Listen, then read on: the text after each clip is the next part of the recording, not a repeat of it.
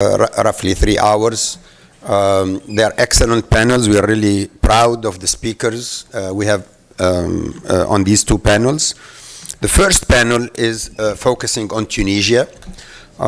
When we started designing the program, we did not intend to have a panel on Tunisia, but we received a lot of papers on Tunisia. So we had to make a panel on Tunisia.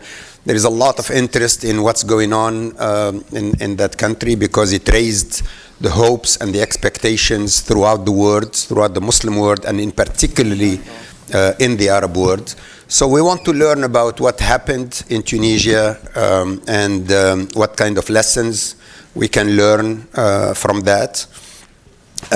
So again, we have 5 panelists who will be focusing on the topic of Tunisia and what happened in Tunisia and what went wrong in Tunisia and what's the path forward basically for democracy in Tunisia. I'd like to ask the speakers to please not exceed 10 minutes because definitely want to leave time at the end for Q&A. And you also have the bios in the program booklet, so I'm not going to read the bios to you. If you want to know more about the speakers, you have their bios in the program. So the first speaker is a dear friend, Jose Ignacio Hernandez. He's a visiting fellow at Harvard and a senior associate at the Center for Strategic and International Studies. He's from Venezuela, so of course he follows Venezuela very closely. But also he saw a lot of similarities between what happened in Venezuela and what's happening in Tunisia today. So we thought it would be good to listen to him and to the experience or lessons learned from the two countries and maybe other countries as well. So Jose, please. Either way, you can, wherever you're comfortable. I'm quite well here. Well, thank you so much for the invitation, for the presentation. It is a pleasure and an honor to be here. My attention regarding the Tunisia constitutional crisis, as Radwan commented, has to do with my home country, Venezuela. And while I was studying how Venezuela collapsed, I discovered several common patterns with the democratic backslide in Tunisia. And since then, I have been continuing my research on Tunisia. I have published some papers. I am working even in a comparative book that covers Tunisia. And what I want to talk today is how Tunisia should be considered a case of, I have been calling, constitutional authoritarian populism. Until 30 years ago, democracy used to die in the hands of a traditional military coup. And it was clear that the constitution was violated because external forces with procedures not established in the constitution remove government.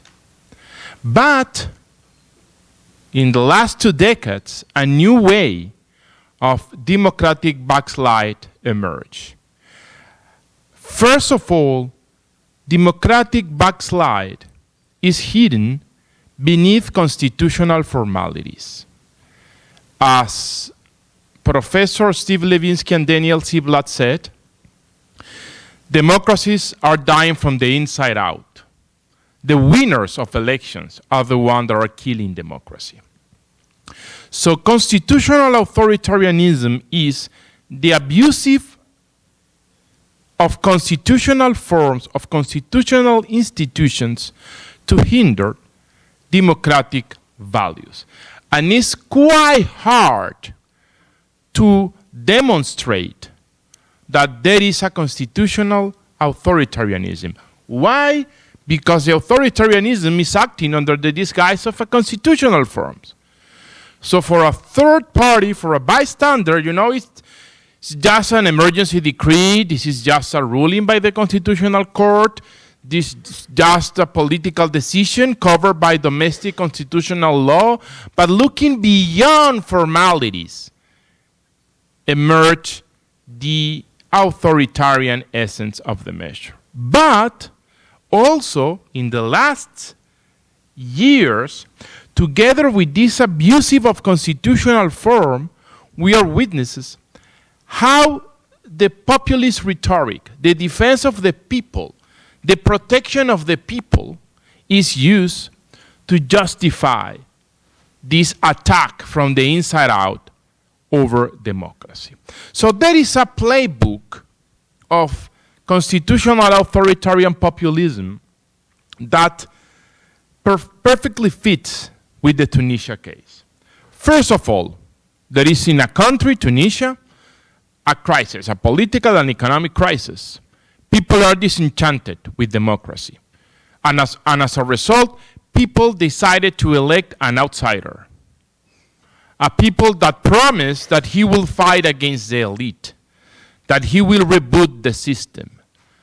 And this populist, charismatic leader that promised to reboot the system is paradoxically elected in free and fair elections.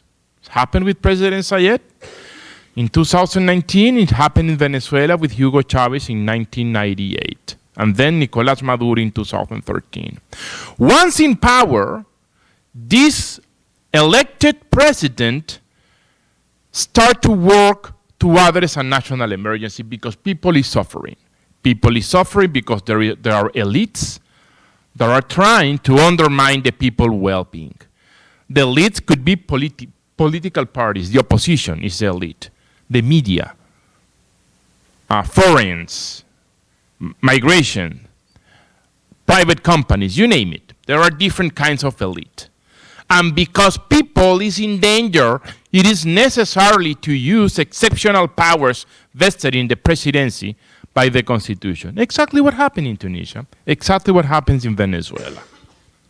And once the president used these exceptional powers, it started to dismantle the checks and balances and to concentrate powers. And one of the victims of this concentration of powers is the parliament. It happens in Tunisia, it happens in Venezuela. There is another institution that so far has not been applied in Tunisia, that is a constitutional court. Authoritarian rulers love to take control of constitutional court. And then the constitutional court, under the political control of the president, will transform human rights violations in constitutional measures, which is unconstitutional, is transformed in constitutional. That happens, for instance, in El Salvador, when the Constitutional Court, co-opted by the president, reinterpret the Constitution to allow a presidential re-election. In Latin America, one of the main characteristics of this constitutional authoritarian populism are biased constitutional courts that reinterpret the Constitution to allow presidential re-election. Another, and I am finishing my brief commentary, another element in this playbook, the constituent power, the constitutional modifications. We need a new constitution. And if you remember, when in my class I used to say that the three most famous words in the history of constitutional law is "we the people." And the tragedy is that this beautiful phrase, "we the people," is transformed in the abusive use, the excess of manipulation of the people to say, well, we need a new constitution. That probably is going to be drafted in a special procedure with direct consultation of the people, and is going to approve via referendum. Because referendums, direct democracy, popular consultations are the tools that authoritarian populism uses. So what to do? And as you can see, I am explaining the result of my comparative research, and it's exactly what happens in Tunisia, but it's not the only case. Venezuela probably was one of the first countries in experiment with this authoritarian populism. What to do then?